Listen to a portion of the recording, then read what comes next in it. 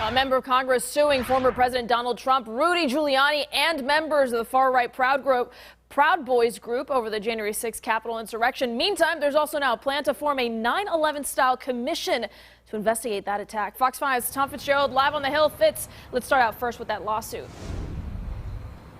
Yeah, Marina, this was filed as a civil lawsuit on behalf of Congressman Benny Thompson. He's a member of the Black Congressional Caucus, and the lawsuit alleges that the ex-president and his now ex-attorney, Rudy Giuliani, in addition to others' names, conspired to incite violence in violation of a law from 1871. It's called the Ku Klux Klan Act, and it protects black citizens from violence and intimidation. Meanwhile, up here on the Hill, there is a drumbeat building by the hour, support behind this idea of creating a commission to look into the January 6th riot. Now, this will be one of those commissions like the one that investigated 9/11, the one that investigated the Challenger accident. At the White House today, President Biden, who has been trying to keep the focus on his stimulus plan, had his administration indicate this is an idea he will support. It's certainly one the president would support. And President Biden has made clear his views on the tragic events of January 6th, including where responsibility for them lies. He backs efforts to shed additional light on the facts to ensure something like that never happens again.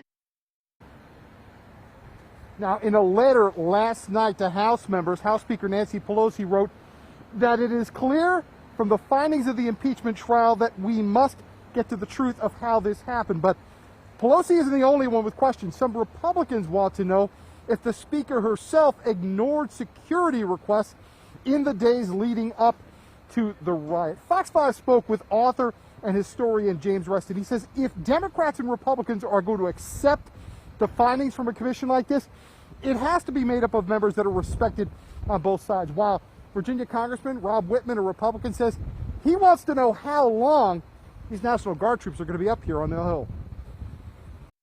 Well, I would want to determine, what are the existing threats? Why do they continue to be there? I think that I would rather have the Capitol Police be the security force there. We should not be intimidated by the notion of a toxic environment. We know this is going to be controversial, and it goes to the question of what the composition of any such commission would be. Meanwhile, Fox 5 has learned tonight the U.S. Capitol Police has told D.C. Delegate Eleanor Holmes Norton they are going to work on getting emergency text messages to people who live on Capitol Hill. People, Sarah, who said they weren't aware of that violence on January 6th until some of them saw it on TV.